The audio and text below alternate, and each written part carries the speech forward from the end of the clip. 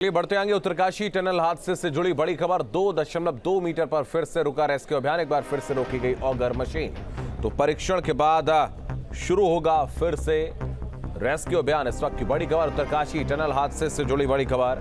2.2 metre पर फिर से रेस्क्यू अभियान रुक गया है और एक बार फिर से ऑगर मशीन जो है वो रुक गई है।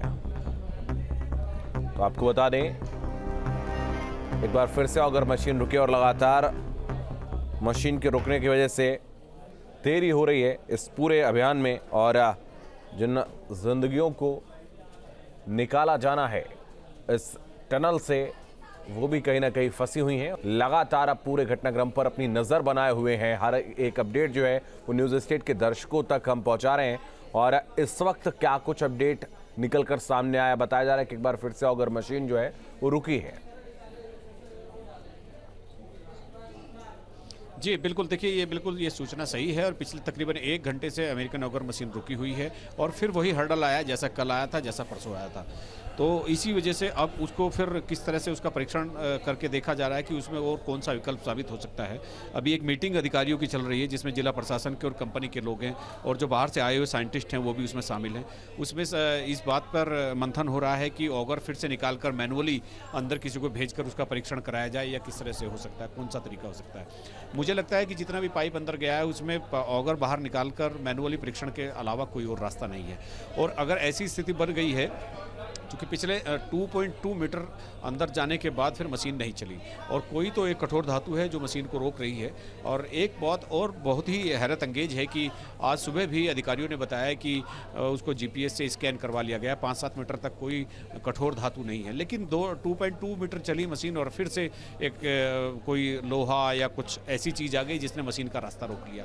तो कल भी ये कहा गया था कि जो अपना सेस्मिक वेव से कराया गया था, रेंज दी गई थी कि भाई अंदर कुछ है कि नहीं है, वो भी सब चीज़ें करवा के दी। कल भी मशीन रुक गई थी, आज भी वो परीक्षण कराया गया, स्कैन कराया गया, अंदर कुछ मेटल नहीं है।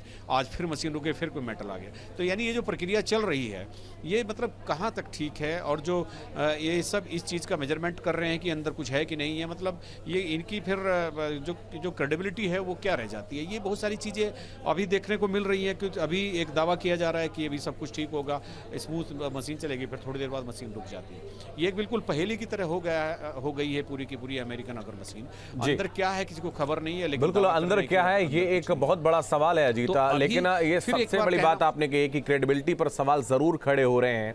लंबा वक्त हो चुका है, 13 दिन का समय कम नहीं होता है उन 41 जिंदगियां जो पल पल वहां पर गुजार रही हैं। और सबसे बड़ी बात यही है कि कितना समय अभी और लगने वाला है, क्योंकि कहा जा रहा है कि फासला ज्यादा नहीं बचा है। 50 मीटर तक तकरीबन ड्रिलिंग हो गई थी, उसके बाद बताया जा रहा है कि 2.2 मीटर पर फिर से ड्रिलिंग रुकी हुई है। जिन विकल्पों की बात की जा रही थी कि अन्य विकल्प भी हैं, वो क्या विकल्प हैं जिनका प्रयोग किया जा सकता है? देखिए, अन्य विकल्प वही हैं जो पिछले दिनों भास्कर खुलवे जो प्रधानमंत्री के पूर्व सचिव रहे हैं उन्होंने बताया था कि 5 प्लान पर एक साथ काम होगा। इसके अलावा जो प्लान जिसके हम बात कर रहे हैं, इसके अलावा जितने भी चारों प्लान हैं वो दीर्घकालीन योजना वाले प्लान हैं। उनमें से कोई भी प्लान 15 दिन से पहले उनके फंसे हुए लोगों तक नहीं पहुंचता। जो प्लान लागू हैं, और जैसे हॉरिजॉन्टल प्लान है जिसको रेल विकास निगम कर रहा है, तो वो उसकी दूरी बहुत है। उसको पहले खुदाई होगी, फिर एक माइक्रो टनल बनेगी, ऊपर से ड्रिल करने की मशीन आज आ गई है, लेकिन उसका प्लेटफॉर्म नहीं बना, वो भी चालू नहीं हो पाई है, उसमें भी समय लगेगा। एक जो सुरंग के दूसरे छोर से टीएचडीसी और ओएनजीसी खुदाई कर रहे हैं, वो 600-700 मीटर की दूरी है, लेकिन 70 मीटर कल खुदाई हुई थी, 70 मीटर आज खुदाई हुई है, तो 150 मीटर, उसमें भी टाइम लगना है। फिर हॉरिजॉन्टल एक दूसरी तरफ से सतलुज जल विद्युत निगम कर रही है, वो भी एक सब टाइम का खेल है। और वो जो बाकी चारों प्लान हैं उनकी मांग समय है, यानी 10 से 15 दिनों में लगने की संभावना रहेगी। अब ये जो अंदर जो अमेरिकन ऑगर मशीन का जो प्लान है ये शॉर्ट टर्म का है, सबसे सुरक्षित है। और अगर पाइप जो 3 दिन हो गए हैं कि 10 मीटर के फासले पर हम खड़े हैं और 10 मीटर हमसे पार नहीं हो रहा, मतलब 10 क्या है, 4 मीटर 5 मीटर भी पार नहीं हो रहा है, तो मशीन बार बार रुक रही है, काम में बाधा आ रही है और जो ऑपरेशन है टल जा रहा है। रेस्क्यू में तमाम बाधाएं आने के बाद ये एक परिणाम पूरी तरह से सिफर है कि अभी भी 13 दिन हो गए हैं और 41 लोग वही हैं जहाँ पहले दिन थे। जी बिल्कुल, तो 41 लोग वहीं अभी तक हैं जहां पहले दिन थे और लगातार कोशिश भी की जा रही है और कुछ मीटर का फासला है वो कहीं ना कहीं पूरा नहीं हो पा रहा है। तमाम विकल्पों पर भी चर्चा की जा रही है, उनको लेकर भी तमाम तैयारियां की गई हैं। तो ऐसे में अब माना जाए कि वक्त अभी और लग सकता है, क्योंकि हम लोग परसों ही मान रहे थे अजीत कि अब जो 41 जिंदगियां फंसी हुई हैं वो बाहर आ जाएंगी, लेकिन कल का दिन भी बीत गया, आज का दिन भी बीत गया है और माना जा रहा है कि आज की रात भी अब मुश्किल ही लग रहा है कि अभी तक वो निकल कर बाहर आ पाएंगे ये तमाम लोग। देखिए, अगर मैनुअली परीक्षण करना है तो जितने ऑगर अंदर गए हैं उनको सबको बाहर निकालना पड़ेगा, उसमें 2-3 घंटे का समय लगेगा।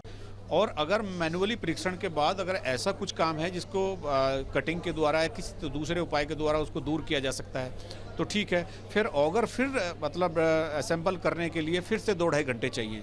तो आप ये मानकर चलिए कि ये रात तो पूरी उसी तरह से जाएगी जिस तरह से पिछली रात गई है।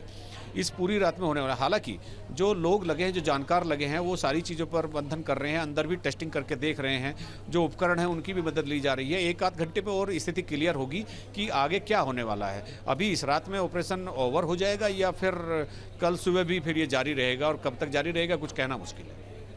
बिल्कुल, कब तक ये ऑपरेशन जो है वो जारी रहेगा ये कहना मुश्किल है और लगातार कोशिशें जो है वो की जा रही हैं। अगर हम सामंजस्य की बात करें अजीत, तो कहीं ना कहीं राज्य सरकार और केंद्र सरकार के बीच का जो सामंजस्य है वो कहीं ना कहीं काबिल तारीफ रहा है। जो एजेंसियां आई हैं, चाहे वो विदेशों से आए हुए वैज्ञानिक हों, जिनके द्वारा अगर मशीन जिस कंपनी के द्वारा मुहैया करवाई गई हो, ये सामंजस्य ज़रूर बहुत अच्छी तरीके से वहाँ पर काम करता हुआ नजर आए, लेकिन परिणाम में ज़रूर देरी हो रही है।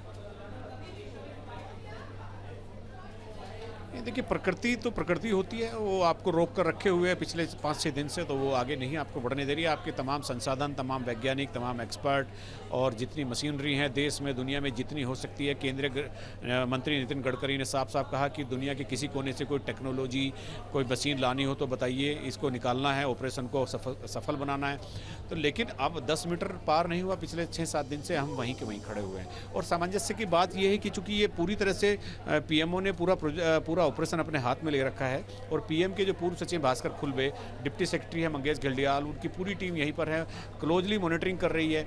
और आप ताजुब करेंगे कि केंद्रीय राज्य मंत्री वीके सिंह, जो इसी डिपार्टमेंट में स्टेट मिनिस्टर हैं, वो पिछले 2 दिन से टनल पर कैंप कर रहे हैं। कल भी पूरा दिन टनल पर रहे वो, आज भी, और आज तो कई घंटे उन्होंने अंदर मशीन के पास बिताए हैं। तो काम करने में कोई कोताही नहीं बरत रहा है, ना कहीं लापरवाही हो रही। लेकिन समस्या इस बात की है कि इस बात को कौन जान सकता है, कौन बता सकता है कि जो मलबा है उसके भीतर किस तरह के मेटल हैं, या पहाड़ के भीतर किस तरह की चीज़ें छुपी हुई है जो आपको आपके जो ऑपरेशन को चलते हुए रोक सकती है। समस्या वहाँ पर आकर रुकी हुई है। और जो जिस तरह से मेजरमेंट करवाया जा रहा है कि आज भी बताया, कल भी बताया कि 5-6 मीटर तक कुछ नहीं, लेकिन फिर भी हर्डल आ रही हैं। तो ये इनकी स्ट्रेटेजी की कमी का, इनकी टेक्नोलॉजी की कमी का हिस्सा हो सकता है। लेकिन फिलहाल नतीजा वही है जो 4-5 दिन पहले से था, आज भी वही है, 4 दिन पहले भी वही थे, और वो मजदूर भी वही हैं। 13 दिन आज पूरे हो चुके हैं। जी ठीक है, बहुत धन्यवाद आपका हमारे साथ जुड़ने के लिए अजीत। तमाम जानकारी के लिए बहुत शुक्रिया। तो लगातार कोशिशें जारी हैं उन तमाम